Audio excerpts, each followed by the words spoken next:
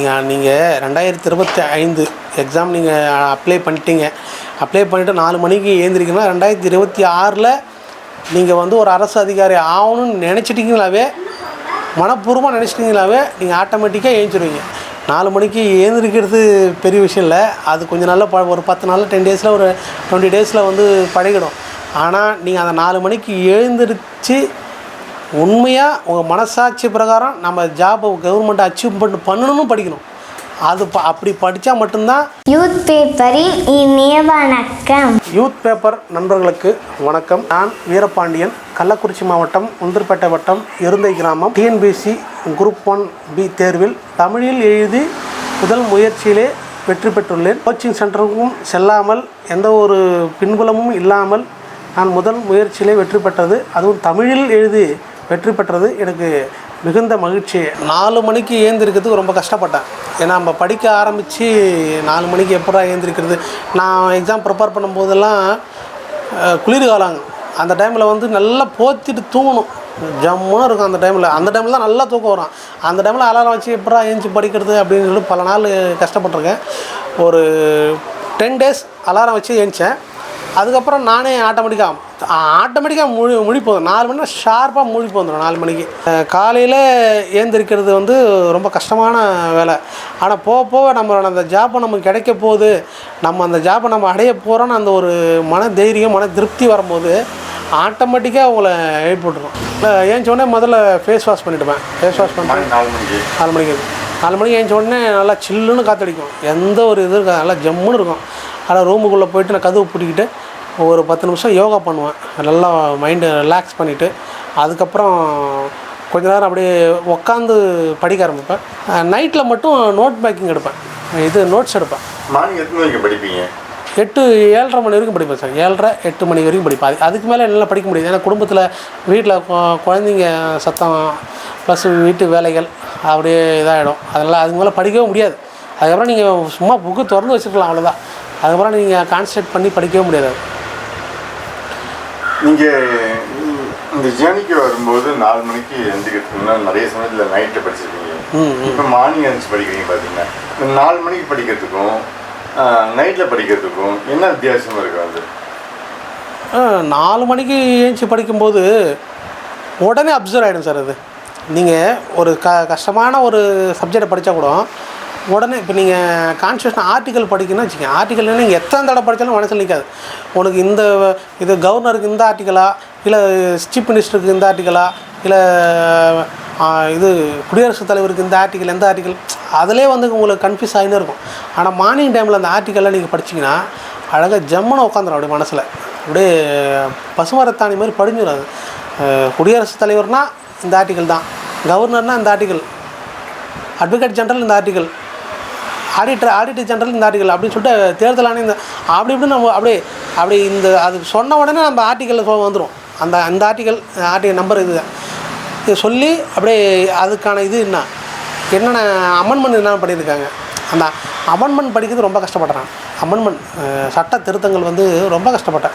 103, 104 சட்ட திருத்தங்கள் வந்து அதை கேதர் பண்ணுறதுக்கே கிட்டத்தட்ட ரொம்ப கஷ்டப்பட்டேன். அது மார்னிங் டைமில் பண்ணனால அது நல்லா அப்சர்வ் ஆகிடுச்சு. ஆனால் அதுலேருந்து தான் நிறைய கொஷின் ஏரியா அது நல்லா ஆனால் மார்னிங் டைமில் படித்தேன்.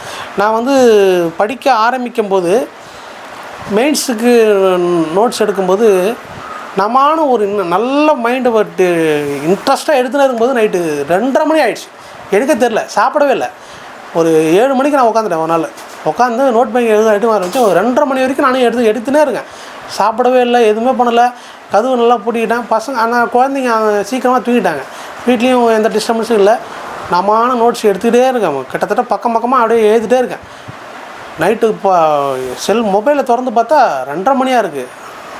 ஐயோ என்னப்பா இது 2:30 மணியா அப்படின்னு ரொம்ப ஆச்சரியப்பட்டேன் நான். பரவாயில்ல, நம்ம இந்த அளவுக்கு நம்ம ஆழ்ந்து நம்ம இதில் இன்வால்வ் ஆகிட்டோம். நம்ம டிஎன்பிஎஸ்சி உள்ளே வந்துட்டோம். நம்ம அதனால் கவலை இல்லை அப்படின்னு சொல்லிட்டு அந்த மாதிரி ஒரு 4 நாள் எடுத்திருக்கேன். அந்த மாதிரி அது அன்றைய நாள் காலையில் கோர்ட்டுக்கு போயிட்டு அங்கே போய்ட்டு தூங்கிடுவேன்.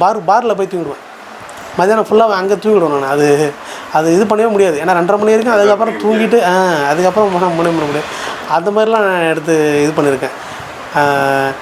ஆனால் இன்ட்ரெஸ்ட் முதல்ல நீங்கள் வந்து அதை நீங்கள் அந்த ஜாப்பை அடையணுன்னா அதில் முழுக்க முழுக்க உங்களோட உழைப்பை நீங்கள் அதை கொடுத்தீங்கன்னா கண்டிப்பாக வெற்றி.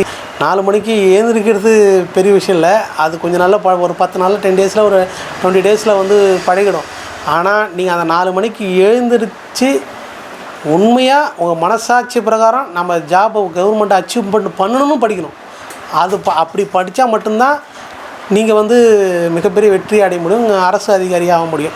4 மணிக்கு நம்ம ஏஞ்சி மொபைலில் எடுத்துகிட்டு யூடியூப்பையும் ஃபேஸ்புக்கு அண்டு இன்ஸ்டாகிராம்லேயும் பார்த்துட்டு அப்படியே டைம் ஓட்டின்னு இருந்தேன்னா வேலைக்கு ஆகாது. ஒரு 4 மணிக்கு நான் என்னோடய இது எப்படின்னா 4 மணிக்கு ஏஞ்சி கொஞ்ச நேரம் யோகா பண்ணுவேன், கொஞ்சம் கஷ்டமான சப்ஜெக்டை படிச்சுட்டு ஒரு 6 to 7 Hindu news paper, English news paper, Dinamani Tamil news paper படிப்பேன். 6 to 7 அது ரொட்டீனாக அந்த டைமில் எனக்கு வாட்ஸ்அப்பில் வந்து ஒரு நண்பர் அனுப்பிச்சிட்டே இருப்பார். அந்த இதில் குரூப்பில் ஒன்று இருக்குது, அதில் வந்து எல்லா பேப்பரும் அதில் கொடுப்பாங்க. நீங்கள் ஹிந்தி இங்கிலீஷ் நியூஸ் பேப்பர் படிப்பேன், அது எனக்கு சரியாக புரியாது. அதே வந்து தமிழில் தினமணி படிப்பேன், அது நல்லா கேதர் பண்ணிப்பேன். அதுலேருந்து சில இது சின்னதுன்னா நோட்ஸ் எடுத்து வச்சுப்பேன், அது நல்லா யூஸ்ஃபுல்லாக இருக்கும். அந்த மாதிரி நீங்கள் படிக்கலாம். நீங்கள் 2025 எக்ஸாம் நீங்கள் அப்ளை பண்ணிட்டீங்க, அப்ளை பண்ணிவிட்டு 4 மணிக்கு ஏந்திரிக்கணும்னா 2026 நீங்கள் வந்து ஒரு அரசு அதிகாரி ஆகணும்னு நினச்சிட்டிங்களாவே, மனப்பூர்வமாக நினச்சிட்டிங்களாவே நீங்கள் ஆட்டோமேட்டிக்காக ஏஞ்சிடுவீங்க. அதை முதல்ல உங்கள் மனசில் ஆழ் மனசில் நிறுத்துங்க. ஆட்டோமேட்டிக்காக 4 மணிக்கு அந்த ஆழ் மனதே உங்களை எழுப்பி விட்டுடும். உங்களே ஆட்டோமேட்டிக்காக உன்னை எழுப்பி ராஜா ஏந்திரு, நீங்கள் அரசு அதிகாரி போகிற ஏந்திருங்க, ஏஞ்சி படிங்க அப்படின்னு சொல்லிட்டு உங்களை ஆட்டோமேட்டிக்காக அதை தூண்டி விட்டுடும். 4 மணிக்கு ஏஞ்சா நீங்கள் தயவுசெய்து என்னோட சஜஷன் என்னன்னா 4 மணிக்கு ஏஞ்சி 6 to 10th வந்து சோஷியல் சயின்ஸு அண்டு கான்ஸ்டியூஷன் படிங்க. இது 2 மட்டும் படிங்க, சோஷியல் சயின்ஸும் கான்ஸ்டியூஷன் படிங்க மெயினாக. ஏன்னா உங்களுக்கு அதுதான் வந்து உங்களோட மார்க்கை வந்து ரொம்ப ஹை லெவல் கொண்டு போகும். கான்ஸ்டியூஷனை நீங்கள் தெளிவாக படித்து முடிச்சிட்டிங்கனாவே மேக்ஸிமம் கொஸ்டின்ஸ் அதில் வந்து உங்களுக்கு கவர் பண்ணிவிடுவீங்க. அதே மாதிரி எக்கனாமிக்ஸ் படிங்க. எக்கனாமிக்ஸ் வந்து கஷ்டமான இது, எனக்கெல்லாம் உண்மையில் அது வராது. ஏன்னா நான் வந்து +2 படிக்கும்போது சயின்ஸ் குரூப், பியூர் சயின்ஸ். இது எக்கனாமிக்ஸ்னால் இது எனக்கு எட்டாக்கனியாக இருந்தது. அது ஏஞ்சி நான் படிக்க எனக்கு எக்கனாமிக்ஸ்லாம் ஆட்டோமேட்டிக்காக வந்துடுச்சு. அதனால் கான்ஸ்டியூஷன் எக்கனாமிக்ஸ் படிங்க. சோஷியல் சயின்ஸு இந்த ஃப்ரீடம் ஃபேக்டர்ஸ் அது என்னென்ன அவங்களோட இதெல்லாமே நீங்கள் கேதர் பண்ணி படிச்சிங்கனாவே ஒரு நல்ல ஒரு மார்க் ஸ்கோர் பண்ணிடலாம். காலையில் தன்னம்பிக்கையோடு எழுந்து படித்தவர்கள் தோல்வி அடைந்ததாக சரித்திரமே கிடையாது. கண்டிப்பாக நீங்கள் காலையில் எழுந்து முழு மனதோடு அரசு அதிகாரி ஆகும்னு படிங்க. கண்டிப்பாக நீங்கள் அடுத்த ஆண்டுகள் அரசு அதிகாரியாக ஒரு சீட்டை அலங்கரித்து உட்காந்துருப்பீங்க. வாழ்த்துக்கள்.